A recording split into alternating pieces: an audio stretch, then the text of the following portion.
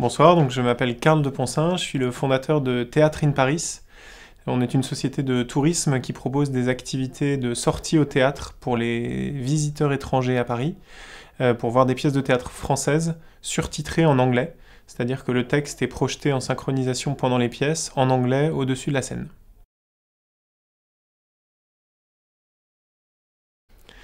Les 4 E changent pas mal de choses dans la vision qu'on a du business parce que c'est un business qui a la particularité d'être à la frontière entre plusieurs mondes. D'un côté, le monde du tourisme et des visiteurs étrangers à Paris, et de l'autre, le monde du spectacle vivant français, qui sont des univers qui ne se connaissent pas et qui cohabitent, qui coexistent dans la ville sans se rencontrer. Donc on a beaucoup travaillé sur le marketing, sur le positionnement et la façon de vendre une activité de spectacle pour des étrangers à Paris.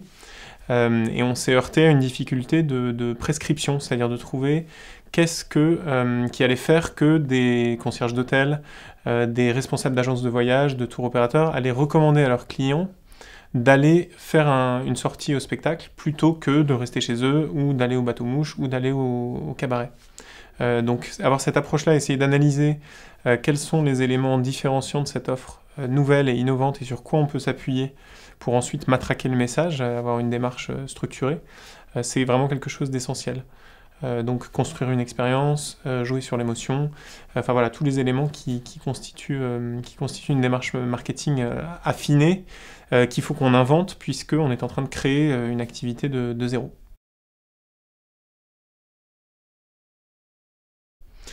Je dirais que parmi les 4 E, le E le plus important pour nous, c'est le E de l'émotion. Pourquoi? Parce que on a besoin d'un élément déclencheur d'un rôle presque d'ambassadeur de notre activité. On a besoin que l'interlocuteur qu'on a en face de nous, que ce soit un intermédiaire ou bien un client direct, se dise je vais vivre quelque chose d'exceptionnel et donc je vais prendre un risque pour aller voir quelque chose de nouveau, de différent. Je viens à Paris pour voir des choses éternelles, pour voir la Tour Eiffel, pour voir Notre-Dame. Je passe la journée à voir des choses extraordinaires que j'ai prévues avant. Mais je vais aussi vouloir vivre quelque chose qui va être en immersion au milieu des gens, que je vais partager avec les Parisiens, avec les locaux, et qui va me procurer quelque chose. Et la magie du spectacle vivant, c'est ça, c'est que quand vous êtes dans une salle face à des gens qui donnent tout, et au milieu de l'énergie d'une salle, c'est quelque chose d'extrêmement impalpable, et qui est du registre de l'émotion, et qu'il faut qu'on vende. Donc il faut qu'on joue dans notre positionnement marketing sur cette émotion pour arriver à la transmettre, par-delà les barrières culturelles, de langue, les différences d'attente entre un visiteur et un local, entre un producteur de spectacle et un touriste, pour mettre tout ça ensemble.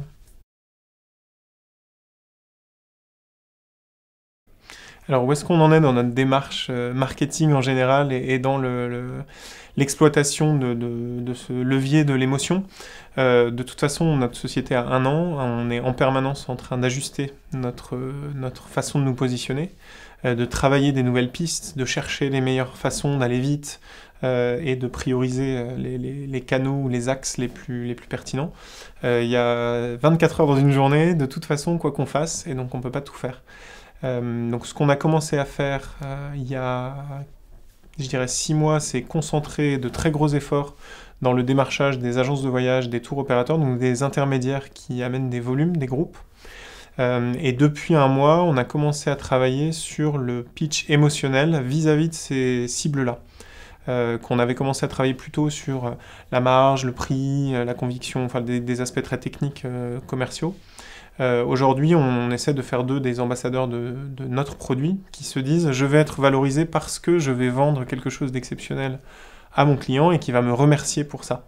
Et donc je vais être fier de ça parce que j'aurai été celui qui aura prescrit quelque chose de nouveau, quelque chose d'original, quelque chose de beau, quelque chose de... Et donc là, on rentre complètement dans le registre de l'émotionnel. Et ça, on a commencé à le faire, donc ça veut dire ajuster nos présentations commerciales, nos outils marketing, construire des outils marketing qui renvoient ou qui permettent un partage d'émotions. Et on est en cours, parce que c'est un work in progress. Il y a en plus, à distance, tout un tas d'outils sur lesquels on peut travailler, que ce soit le texte, l'image, la vidéo, et donc plus les présentations quand on est en direct avec nos prospects. Donc on a de quoi se nourrir pour un petit moment encore.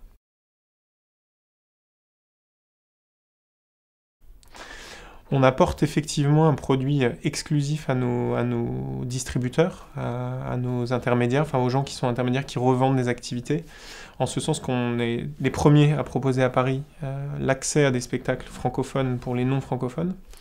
C'est quelque chose qui existe à Berlin depuis une quinzaine d'années notamment, mais qui s'est très peu développé en France parce que le monde francophone est presque autosuffisant. Donc ce qu'on construit, c'est quelque chose de magique pour un Américain.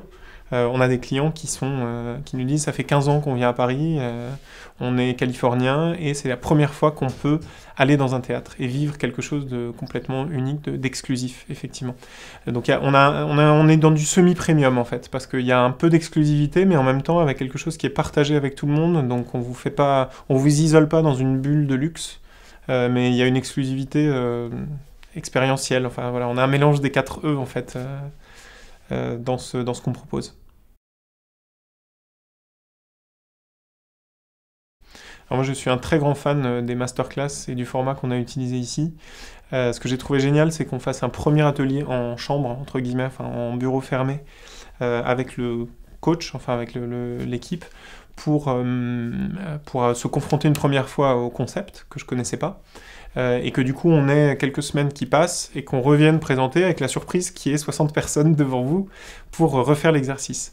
Et du coup se confronter à la fois au stress de la prise de parole en public, en même temps à la possibilité de confronter son nouveau message à une audience assez large, et puis d'avoir toujours le coaching et le retour de l'expert en même temps. Le petit point peut-être un peu délicat, c'est qu'un pitch, en fait, il a besoin d'un élément essentiel, c'est le destinataire. Et ça, c'est quelque chose... Alors nous, on a choisi de le traiter par un pitch commercial, mais en réalité qui était un semi-pitch commercial. C'était quand même un peu recréé, parce que je ne suis pas rentré dans les détails de prix. J'ai pas exactement présenté comme j'aurais présenté en situation, quand je suis en face à face avec un client. Et je pense que c'est un élément sur lequel il faut peut-être affiner le truc, c'est de bien savoir à l'avance, ok, est-ce qu'on choisit un pitch investisseur, un pitch commercial, un pitch recrutement, un développeur, j'en sais rien, est-ce qu'on est là pour s'adresser à nos fournisseurs ou s'adresser à nos clients.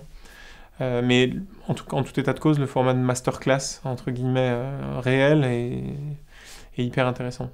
Surtout sur des éléments qui touchent à l'humain, parce qu'en fait, c'est ça qu'on peut le mieux travailler en public.